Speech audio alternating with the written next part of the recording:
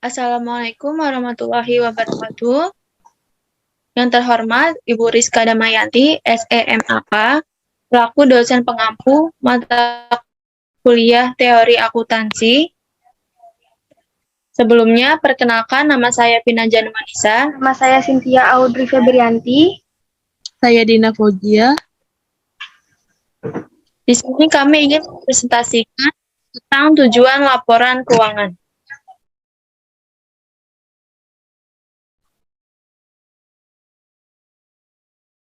Sebelum mengetahui tujuan dari laporan keuangan, pengertian dari laporan keuangan itu apa sih? Nah, laporan keuangan itu merupakan laporan yang menggambarkan kondisi keuangan perusahaan, perkembangan perusahaan, dan hasil usaha suatu perusahaan pada jangka waktu tertentu. Selanjutnya ada tujuan akuntansi atau laporan keuangan. Tujuan laporan keuangan menurut PAI yaitu yang pertama untuk memberikan informasi keuangan yang dapat dipercaya mengenai aktiva, kewajiban, dan modal. Yang kedua, untuk menginformasikan mengenai perubahan dalam aktiva neto. Yang ketiga, untuk membantu para pemakai laporan dalam menaksir potensi perusahaan dalam menghasilkan laba.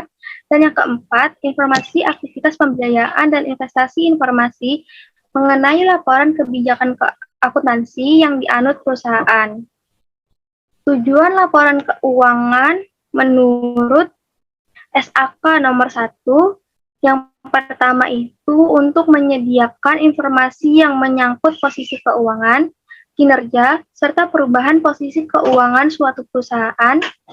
Yang kedua, laporan keuangan yang disusun untuk tujuan ini memenuhi kebutuhan bersama sebagai pemakai.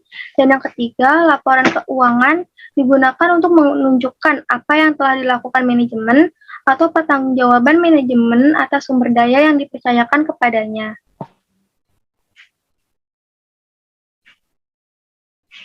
Selanjutnya ada tujuan akuntansi laporan keuangan menurut sobat atau a statement of basic accounting theory.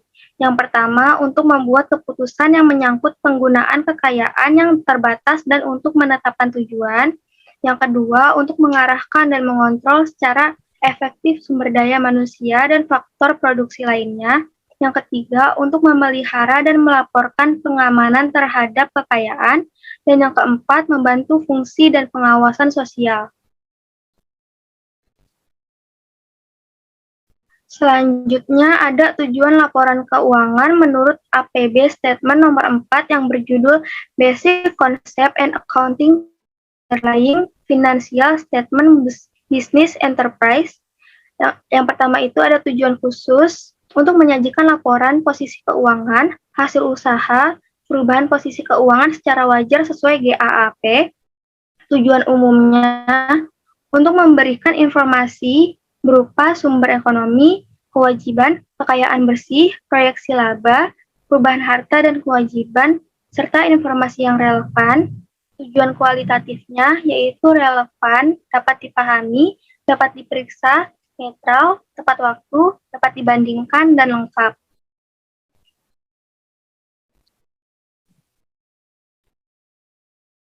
Selanjutnya ada karakteristik kualitatif laporan keuangan menurut PSAK.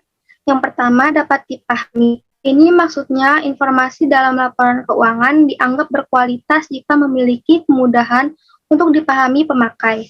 Pemakai diasumsikan memiliki pengetahuan yang memadai tentang aktivitas ekonomi dan bisnis, akuntansi, serta kemauan untuk mempelajari informasi dengan ketekunan yang wajar. Yang kedua ada relevan. Ini maksudnya informasi harus relevan untuk memenuhi kebutuhan pemakai dalam proses pengambilan keputusan. Kualitas informasi harus dapat mempengaruhi keputusan ekonomi pemakai dengan membantu mengevaluasi peristiwa masa lalu. Yang ketiga, ada materiality, yang berarti informasi dipandang material apabila kelalaian untuk mencantumkan atau kesalahan dalam mencatat informasi tersebut dapat mempengaruhi keputusan ekonomi pemakai yang diambil atas dasar laporan keuangan. Yang keempat, Ada keandalan yang berarti informasi memiliki kualitas yang andal jika bebas dari pengertian yang menyesatkan, kesalahan material, dan dapat diandalkan pemakainya sebagai penyajian yang tulus atau jujur atau faithful representation dari yang seharusnya disajikan secara wajar diharapkan dapat disajikan. Selanjutnya, 5. Penyajian jujur. Informasi keuangan di laporan keuangan pada umumnya tidak luput dari risiko penyajian yang dianggap kurang jujur daripada apa yang seharusnya digambarkan. Yang keenam, substansi mengungguli bentuk. Jika informasi dimaksudkan untuk menjanjikan dengan jujur transaksi serta peristiwa lain yang seharusnya disajikan, peristiwa tersebut perlu dicatat dan disajikan sesuai dengan substansi dan realitas ekonomi dan bukan hanya bentuk hukum. Substansi transaksi atau peristiwa lain tidak selalu konsisten dengan apa yang tampak dari bentuk hukum. Yang ketujuh, netralitas. Informasi harus diarahkan pada kebutuhan umum pemakai, tidak bergantung pada kebutuhan dan keinginan pihak tertentu. Tidak boleh ada usaha untuk menyajikan informasi yang menguntungkan beberapa pihak, sementara hal tersebut akan merugi. Yang ke-8, ada pertimbangan sehat. Penyusunan laporan keuangan ada kalanya menghadapi ketidakpastian suatu peristiwa dan keadaan tertentu, seperti ketertagihan piutang yang diragukan, perkiraan masa manfaat pabrik, serta peralatan, dengan tuntutan atas jaminan garansi yang mungkin timbul. Yang ke-9, kelengkapan. Agar dapat mendapatkan informasi dalam laporan keuangan harus lengkap dalam batasan materialitas dan biaya. Dan 10, dapat dibandingkan. Pemakai dapat memperbandingkan laporan keuangan perusahaan antar periode untuk mengidentifikasi kecenderungan atau posisi dan kinerja keuangan. Pemakai juga harus dapat memperbandingkan laporan keuangan antar perusahaan untuk mengevaluasi posisi keuangan, kinerja, serta perubahan posisi keuangan secara relatif. Selanjutnya, kendala informasi yang relevan dan andal.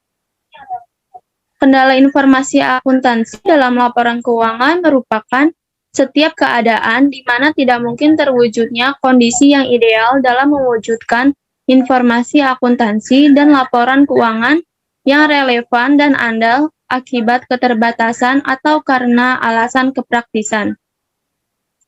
Informasi yang relevan adalah informasi yang dapat mempengaruhi keputusan ekonomi pemakai. Sedangkan informasi yang andal adalah informasi yang tidak menyesatkan serta dapat diverifikasi. Selanjutnya, kendala informasi yang relevan dan andal. Yang pertama, waktu. Jika dapat penundaan yang tidak semestinya dalam laporan, maka informasi yang dihasilkan akan kehilangan relevansinya. Manajemen mungkin perlu menyeimbangkan manfaat relatif antara pelaporan tepat waktu dan ketentuan informasi andal. Untuk menyediakan informasi tepat waktu, seringkali perlu melaporkan sebelum seluruh aspek transaksi atas peristiwa yang lainnya diketahui sehingga mengurangi keandalan informasi. Yang kedua, keseimbangan antara biaya dan manfaat. Keseimbangan antara biaya dan manfaat merupakan kendala yang pervasif daripada karakteristik kualitatif. Manfaat yang dihasilkan informasi seharusnya melebihi biaya penyusunannya. Namun, demikian evaluasi biaya dan manfaat merupakan proses pertimbangan dan yang substansial. Selanjutnya, informasi yang relevan dan andal. Keseimbangan di antara kualitatif kualitatif dalam praktik keseimbangan atau trade-off di antara berbagai karakteristik kuantitatif sering diperlukan tujuannya untuk mencapai keseimbangan yang tepat di antara berbagai karakteristik untuk memenuhi tujuan laporan keuangan. keseimbangan antara biaya dan manfaat. Dalam penerapan dari karakteristik kualitatif, pokok dan standar akuntansi keuangan yang sesuai biasanya akan terlihat pada laporan keuangan yang menggambarkan apa yang pada umumnya dapat dipahami sebagai suatu pandangan yang wajar atau sajikan yang dengan wajar. Selanjutnya, tujuan keuangan entitas syariah. Dengan munculnya entitas ekonomi dan bisnis syariah di Indonesia, maka IAI Dewan Standar Akuntansi Keuangan telah menyusun tujuan laporan keuangan entitas syariah 2006.